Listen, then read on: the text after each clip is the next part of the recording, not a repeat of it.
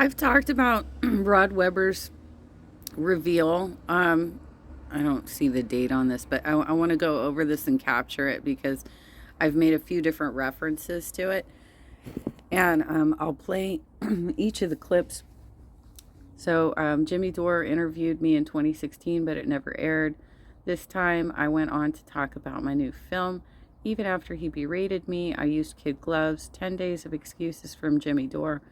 Let's have that honest discussion about Tucker Carlson, Tim Cast, and Kyle Rittenhouse now. Okay, so this was back in February. This is back in February, you guys. But if what the ADL is saying is correct, his latest movie is called 2020, The Dumpster Fire. It's Rod Weber. How representative do you think that guy that I interviewed is representative of the Boogaloos? If you look to, say, Unicorn Riots, leaked chat from Discords, you can hear them in their own voice, very many of them saying all kinds of racist things.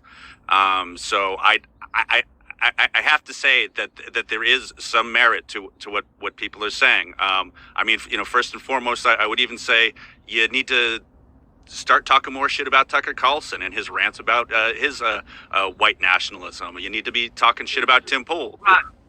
Rod, don't do that. We're not talking about fucking Tucker Carlson. We're not talking about shit I should be doing. We're talking about this fucking guy and the Boogaloo Boys. I'm not talking. What the fuck are you doing? No. Okay, well then. Can you talk about what we're talking about? I asked you about the Boogaloo Boys, and you start telling me what I should be doing with Tucker Carlson. All right, well then let's go directly to his Twitter threads. And all the stuff. What about all this stuff from Magnus talking about his support of Kyle Rittenhouse?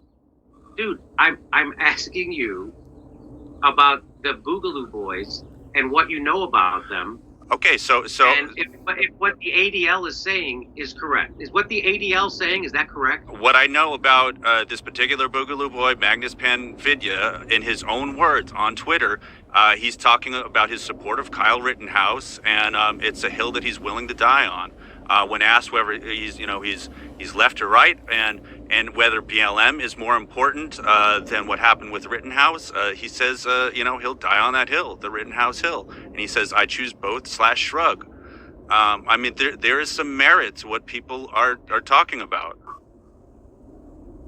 Okay, so that guy in particular, you're saying that guy in particular is a defender of Kyle Rittenhouse? Correct. Okay. All right. And so, and Kyle Rittenhouse was the guy, was it Wisconsin? Yeah. The Kenosha, Wisconsin? Yeah, the Kenosha shooter. Yeah. And who did he kill? Do you see what he's doing there? So this is how Jimmy Dore, he's wrapping up in his head right now. Okay, wait, how can I also process this information and also create excuses for Kyle Rittenhouse? He already had that in the works a long time ago. He knows what he's doing. They are purposely gaslighting their audience.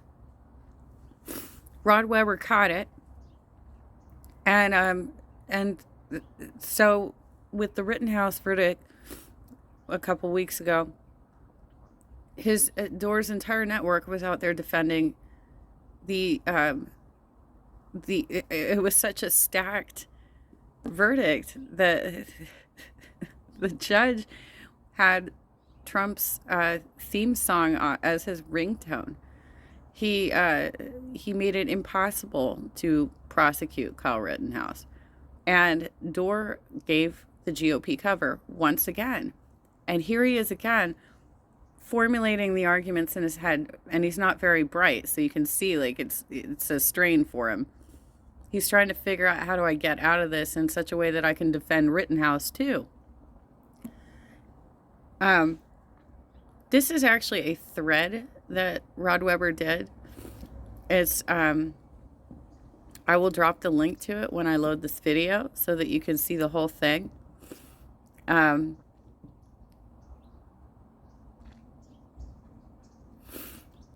There's more than one video. I'm not going to put all of them up because that'd be pretty much copyright infringement if I covered the entire thing. But Rod Weber did an excellent job here of covering the hypocrisy and gaslighting of Jimmy Dore, who claims to be a real leftist, the only true socialist out there that can, get some space with Tucker Carlson, right? This is a great thread. I would highly suggest that y'all take a look at it, because Jimmy Dore is gaslighting his audience, and he's trying to indoctrinate people into white supremacist thinking. And he's trying to pass off white supremacist groups as though they're okay. So yeah, take a look at it.